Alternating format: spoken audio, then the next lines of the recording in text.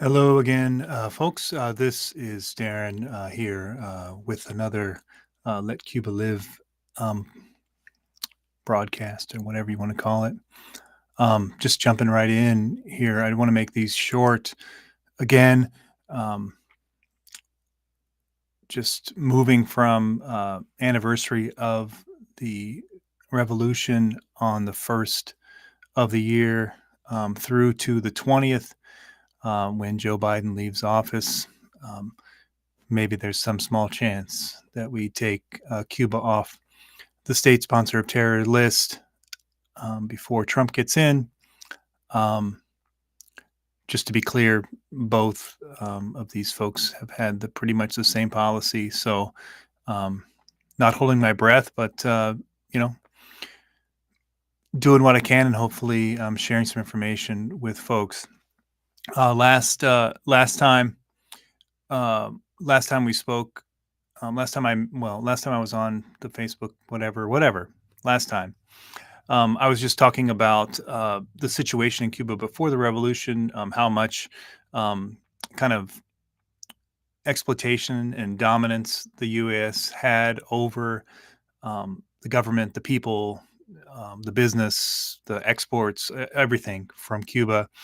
And then, so I just want to look real quickly at some of the statements that were made by U.S. officials after the revolution to give you an idea about what they were thinking um, as things progressed. And everything that I am quoting from is from the book that is mentioned in the notes or in the show notes. I think it's called A History of the Cuban Revolution by Aviva Chomsky. So you can check that out. So just quotes from U.S. officials. Here we go. Um, you know, everybody talks about freedom, democracy, whatever. This is a quote from the book with a quote from Assistant Secretary of State Roy Rubottom from the time period. The freedom that U.S. policymakers worried about incessantly in the first months of the revolution was not what the new revolutionary regime would mean for was what the new private. Sorry, I'm going to start again. The freedom that U.S. policymakers worried about incessantly in the first months of the revolution was what the new revolutionary regime would mean for private enterprise. Real U.S. goals in Cuba, Assistant Secretary of State Roy Rubottom reiterated, included receptivity to U.S. and free world capital and increasing trade, and access by the United States to essential Cuban resources. Once again, the last part probably should pay attention to. Access by the United States to essential Cuban resources. Main concern for the State Department at the time. U.S. Ambassador to Cuba post 1959 said, in appraisal of the prospects for Cuban-American relations under Castro, the extensive private American interests in Cuba were of major significance. Once again, we talked about how many holdings U.S. private interests had in sugar, in other areas in Cuba, but this is not so scathing. But just a clear indication again, the private interests, private American interests, is a main concern.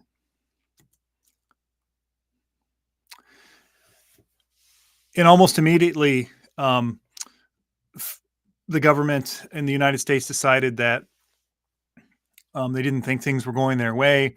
So they immediately started meddling in the affairs and seeking to create dissension, sow discord in the country.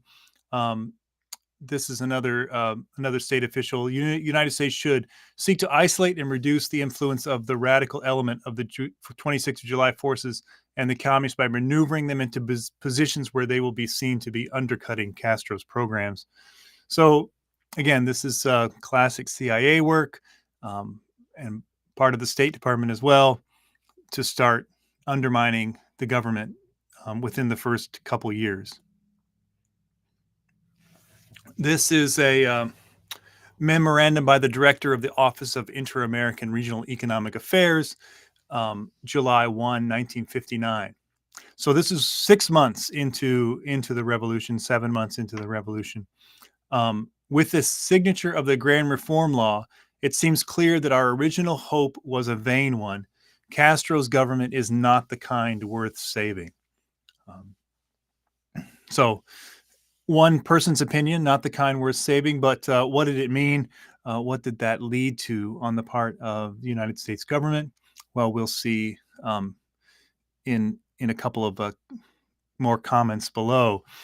But again, the agrarian reform, I think, limited farm size to 3,333 acres or something like that.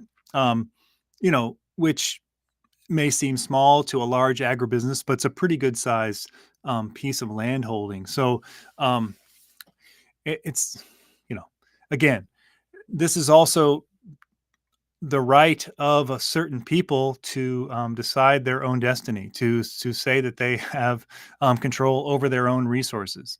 Um, but then what happened? So first of all, we hear more comments from State Department officials. There are indications that if the Cuban Revolution is successful, other countries in Latin America and perhaps elsewhere will use it as a model. We should decide if we wish to have the Cuban Revolution succeed. Um,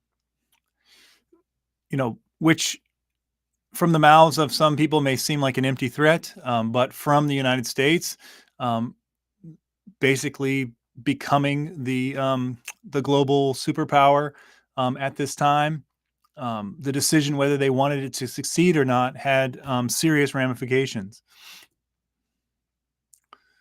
And this is from a report that came from the U.S. when the U.S. Congress was investigating alleged assassination plots, which numbered in the hundreds. If you go back and look into it, against Fidel Castro, it said if permitted to stand, Cuba will encourage similar actions against U.S. holdings in other Latin American countries, and recommended that thorough consideration be given to the elimination of Fidel Castro in order to accelerate the fall of the present government. And then, in response to this report or this comment, a handwritten note from the CIA director approved of the recommendation. Now, let's be clear. This is talking about elimination of Fidel Castro and accelerate the fall of the present government.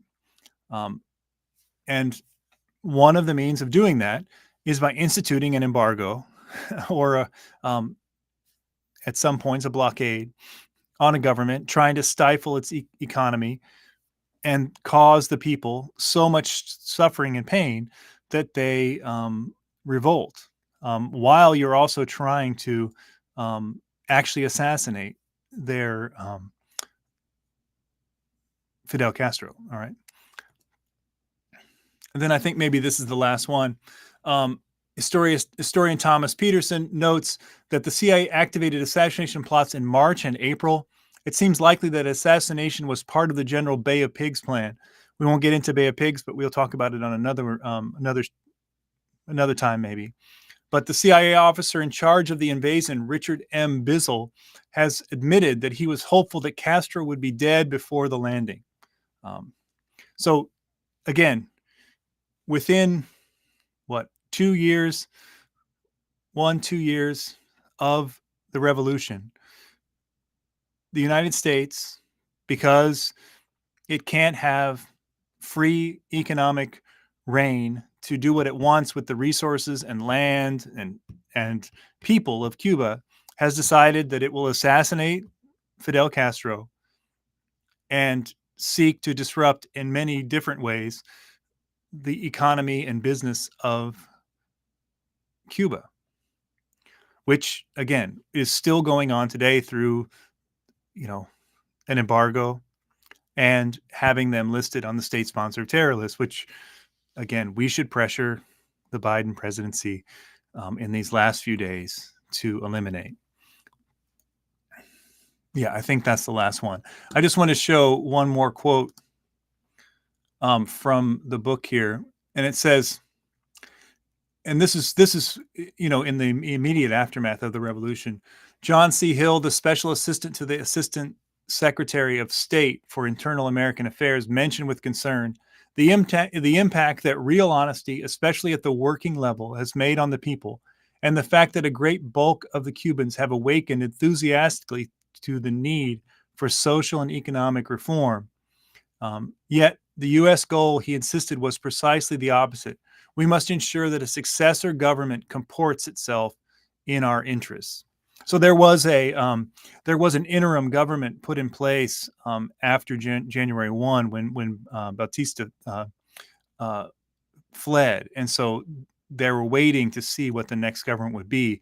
But this is clear that what the people in the government understood. Let me see if I can get rid of this. I'll talk to you. Let's see. Sorry, I'll try to get rid of this. That's a little hard to do.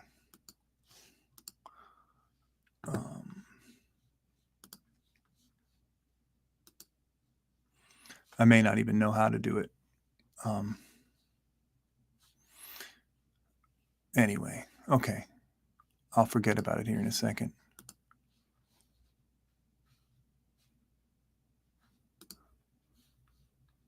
There you go. Anyway, sorry. What I was saying was that, again, almost immediately, the United States decided that it was opposed to the revolution. It meant that they couldn't have their way. They couldn't exploit. They couldn't extract the way that they had been. So they sought to eliminate Fidel Castro. You can read in other places, if you could look it up, there were bombing attempts on different manufacturing areas, burning of sugarcane plantations, on and on, destructive measures to cause to sow discord, to cause problems, to like they did in Chile, to make the economy scream, right? And that's what happened. So it's still happening today. As I was saying, we still have an embargo. We still have Cuba on the state-sponsored terror list. Again, you can look in the description or in the notes wherever you're watching this, and it should have a link to find out some more information about how to sign on to a letter, how to talk to whoever you need to talk to in order to put some pressure on to get Cuba removed from the state-sponsored terror list. That's my hope, but otherwise I'm just hoping to inform. This went a little longer than I thought, so I will say goodbye.